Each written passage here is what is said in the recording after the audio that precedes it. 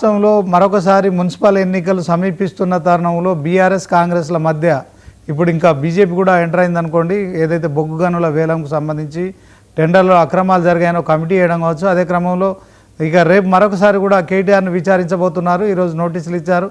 ఆయన సిరిసిల్లలో ఉన్నారు. సో ఓవరాల్గా మొన్న హరీష్ రావును రేపు కేటీఆర్ను విచారించడం కావచ్చు. అదే క్రమంలో ముందుగా బొగ్గు గనుల అంశం ఒకసారి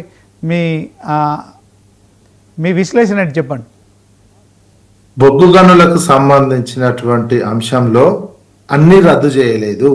ఓన్లీ 9 బొగ్గు బ్లాక్ సంబంధించిందే రద్దు చేశారు. మిగతావన్నీ కూడా వీళ్ళు తీసుకున్నారు. వాటిని ఎందుకు రద్దు చేయలేదు అనేది ఒక ప్రశ్న.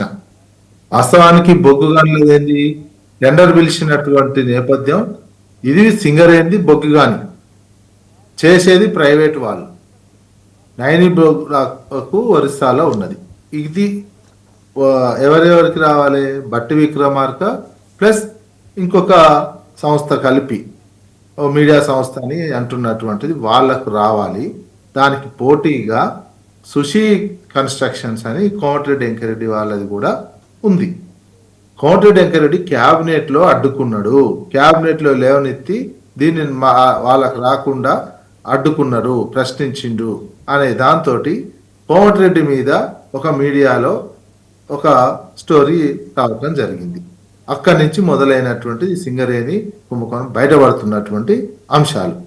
దానికి కౌంటర్గా ఇంకొక దాంట్లో వీళ్ళది మొత్తం సీఎంకి ముఖ్యమంత్రికి తెలియకుండానే ఈ బొగ్గు గనుల వ్యవహారం అంతా నడిచింది అనేటట్టు ఒకటి రావటం. సిట్టు కూడా ఆయనకు తెలియకు సిట్టు కూడా ఆయనకు తెలియకుండానే వేసిరు, ముఖ్యమంత్రికి తెలియకుండా. దీని వెనకాలంతా వీళ్ళు ఉన్నారు అనేది రాయడం జరిగింది. అంటే రాష్ట్ర ప్రభుత్వానికి సంబంధించినటువంటి ముఖ్యమంత్రికి తెలియకుండానే ఇదంతా జరుగుతుంది అనేది అది రాయించిండు అనేది మంత్రుల దాంట్లోనే అది ముఖ్యమంత్రి రాయించిండు అనేది ఆరోపణ. ఈ ఆరోపణతోటి మన మేడారం పోతున్నటువంటి సందర్భంలో కూడా ఉప ముఖ్యమంత్రి గారు ముఖ్యమంత్రి హెలికాప్టర్ ఎక్కడానికి కూడా ఇష్టం చూపలేదు అనేది కూడా తెలుస్తున్నటువంటి సమాచారం.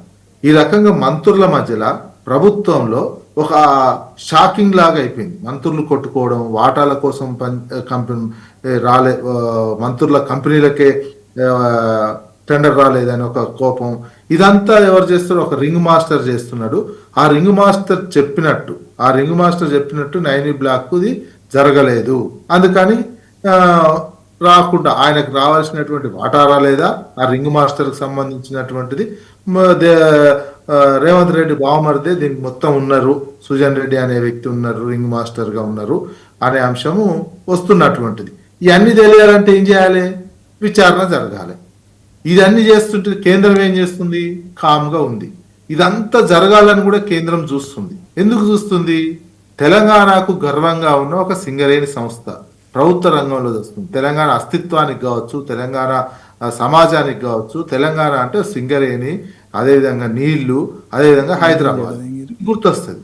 సింగరేణి సంస్థ అస్తిత్వాన్ని దెబ్బతీసి దానిని కేంద్రం తన గుప్పట్లోకి ఈ గొడవను సృష్టించి ఇవన్నీ ఎవరు చేస్తున్నారు, ఇదంతా ఉన్నటువంటి ఒక చంద్రబాబు నేతృత్వంలో ఇదంతా వెనకంగా తెలంగాణ అస్తిత్వాన్ని దెబ్బతీయటానికి, తెలంగాణ సంస్థను సింగరేణి అంటే తెలంగాణ సంస్థకు ఒక ప్రైడ్ తెలంగాణకు అంతా దెబ్బతీయడానికి చంద్రబాబు నేతృత్వంలో కొందరు చేసిన కుట్ర. ఎవరైతే రేవంత్ రెడ్డి చెప్తున్నటువంటి ఆ మీడియా సంస్థలు, అదేవిధంగా చంద్రబాబు నాయుడు, దీంట్లో పావుగా ఉన్నటువంటి రేవంత్ రెడ్డి గారు, వీళ్ళందరూ కలిసి తెలంగాణ అస్తిత్వాన్ని దెబ్బతీసే క్రమంలో ఇప్పుడు కేంద్రం జోక్యం చేసుకోవాలి. దీన్ని పిచ్చి కుక్క ఏమంటున్నారు, కిషన్ రెడ్డి గారు అంటున్నారు ఇది నష్టాల్లో నడుస్తుంది, ఇది రేట్ ఎక్కువ, ఈ బొగ్గుకు క్వాలిటీ లేదు.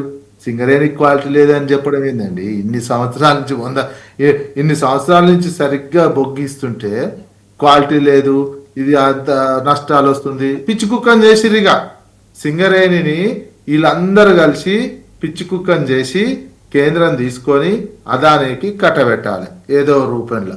ఈ రకమైన భవిష్యత్తులో చేస్తారు. ఇది సింగరేణి పట్ల చేస్తున్నారు.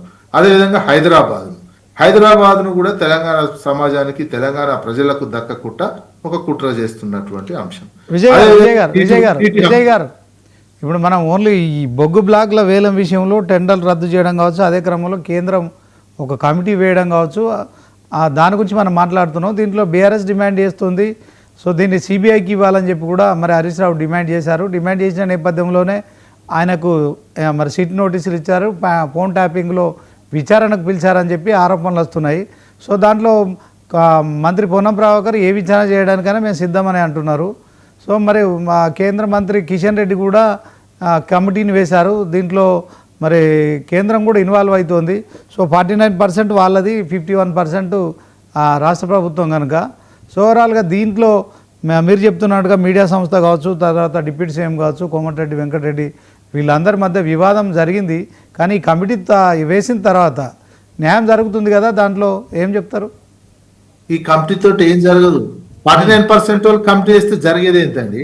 మాదేం చెల్తలేదనే చెప్తుంది కదా కిషన్ రెడ్డి, రోజు చెప్పుకుంటానే నిన్న చెప్పిండు కదా. అది ఏం జరగదండి. మాకు బోర్డులని ఉత్త సంతకాలు పెట్టిపోతాం, మమ్మల్ని ఉత్త ఈగలాగా తీసేస్తారు, మాకు సంబంధం లేనటువంటి అంశం. 49% వాళ్ళు కమిటీ చేస్తే చెల్తుందా? లెక్క కూడా చేయరు 49% వాళ్ళు. మొత్తం ఏం చేయాలి? కేంద్ర ప్రభుత్వమే ఇన్వాల్వ్ అవ్వాల్సినటువంటి అవసరం. ఇన్వాల్వ్ అవుతుంది. ఇది పిచ్చి కుక్కని చేసారు. కేంద్ర ప్రభుత్వం ఇక ఇన్వాల్వ్ అవుతుంది. ఇన్వాల్వ్ అయ్యి మరి ఈడీ ఒకవేళ అవినీతి దీని మీద ఉంటే సిబిఐ కాకపోతే ఈడీ ఇవన్నీ ఎందుకు వస్తలేవండి? ఊరికి అనేక దాని మీద కురుకుతుంటారు కదా ఈడీ ఎందుకు రాదు? ఈడీ ఎందుకు వచ్చి ప్రశ్నించదు? ఇదంతా చేయదు. కిషన్ రెడ్డి ఎందుకు కాముకుంటున్నారు? కిషన్ రెడ్డి విజయ్ గారు కిషన్ రెడ్డి గారే కేంద్ర మంత్రిగా ఇది బీఆర్ఎస్ మొదలైన వ్యవస్థ ఇప్పుడు ఏం కొత్త కాదని కూడా అంటున్నాడు కదా. ఇది బీఆర్ఎస్ పార్టీ నుంచి, అంటే బీఆర్ఎస్ ప్రభుత్వం అధికారంలో ఉన్నప్పటి నుంచి ఈ టెండర్లలో గోల్మాల్ జరుగుతుందని చెప్తున్నారు కదా ఆయన కూడా. బీఆర్ఎస్ లో ఉన్న ఆయన అప్పుడు కేంద్రంలో వాళ్ళే ఉన్నారు కదా, మరి ఎందుకు చేయలేదు? ఇట్లా చెప్పడం కోసం కాదుగా కేంద్ర మంత్రి ఉన్నది. ఇప్పుడు బీఆర్ఎస్ లో జరిగినప్పుడు అయినా ఇప్పుడు కాంగ్రెస్ వచ్చినాక ఈ టెండర్లన్నీ ఫైనల్ చేసి ఇచ్చారు. ఇప్పుడు డైనీ బ్లాక్ అనేది ఒకటండి, అది 2200 ఎకరాలు ఉంటే ఆల్రెడీ అందులో ఒక 2200 ఎకరాల్లో 200 ఎకరాలు వేమిరెడ్డి ప్రభాకర్ రెడ్డికి పోయింది. వేమిరెడ్డి ప్రభాకర్ రెడ్డి చేస్తున్నాడు. మిగతా దాని మీద వచ్చి మన పంచాయతీ ఇదంతా మిగతా 5 ఉన్నాయి. మన స్టేట్ లోనే కొన్ని ఉన్నాయి, తెలంగాణలోనే ఇంకా 5 ఉన్నాయి. ఆ 5 ఆల్రెడీ వీళ్ళు చేస్తున్నారు కదా కాంట్రాక్ట్. వీళ్ళ చుట్టాలు, రేవంత్ రెడ్డి చుట్టాలు, వాళ్ళ బామ్మ వీళ్ళందరు కొందరికి పోయినాయి. దానికి సంబంధించిన ఎందుకు అడ్డుకోలేదు? మరి అవి రద్దు చేయమని కదా ఇక్కడ వస్తున్నటువంటి డిమాండ్. అది రద్దు ఒక డిమాండ్. ఓవరాల్ గా ఏంది? కేంద్రం అంటే మీకు సంబంధం లేదు, కోల్ ఇండియాకు తక్కువ వాటా ఉండొచ్చు. కేంద్ర ప్రభుత్వం డైరెక్ట్ గా ప్రధానమంత్రి జోక్యం చేసుకొని, కేంద్ర ప్రభుత్వం జోక్యం చేసుకొని ఈ అవినీతి ఏందనేది తేల్చొచ్చు కదా. మళ్ళీ ఇక్కడ రోజు కాంగ్రెస్ అంటేనే అవినీతి అని మీరే అంటున్నటువంటి సిచ్యువేషన్ ఉంది కదా. ఎందుకు జోక్యం, ఎందుకు నిమ్మకు నీరెత్తినట్టున్నారు?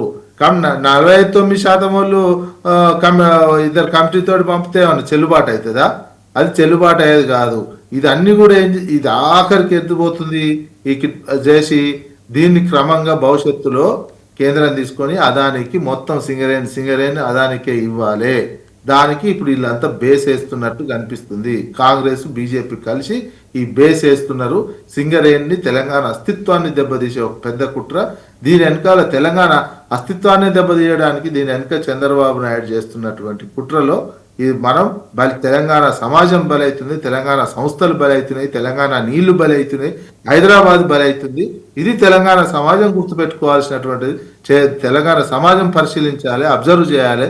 ఏంది ఈ రకమైనటువంటి వచ్చి 12 ఏళ్ళు అవుతుంది తెలంగాణ. 12 ఏళ్లలో ఈ 2 ఏళ్లలో ఇన్ని కుట్ర, నీళ్ళల్లో హక్కులు తీసుకుపోతున్నారు. కృష్ణా గోదావరిలో సింగరేణి నాగం చేస్తున్నారు, హైదరాబాద్ నాగం చేస్తున్నారు. ఏంది తెలంగాణకి కర్మ ఇన్నాళ్ళు మళ్ళా అనేది తెలంగాణ సమాజం ఆలోచించుకోవాల్సినటువంటి అవసరం ఉన్నది. ఓకే విజయ్ గారు, ఇప్పుడు డిప్యూటీ సీఎం బట్టి విక్రమార్క చెప్తున్నారు.